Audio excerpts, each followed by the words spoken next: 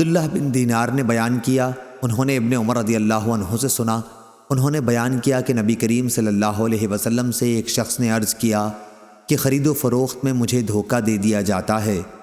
آپ صلی اللہ علیہ وسلم نے فرمایا کہ جب خرید و فروخت کیا کرے تو کہہ دیا کر کہ کوئی دھوکہ نہ ہو۔ چنانچہ پھر وہ شخص اسی طرح کہا کرتا تھا۔ صحیح بخاری حدیث نمبر 2407۔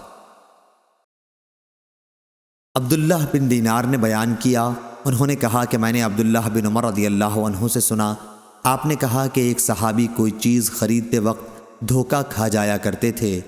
نبی کریم صلی اللہ علیہ وسلم نے ان سے فرمایا کہ جب تو خریدا کرے تو کہہ دیا کر کہ کوئی دھوکہ نہ ہو۔ پس وہ اسی طرح کہا کرتے تھے۔ صحیح بخاری حدیث نمبر 2414۔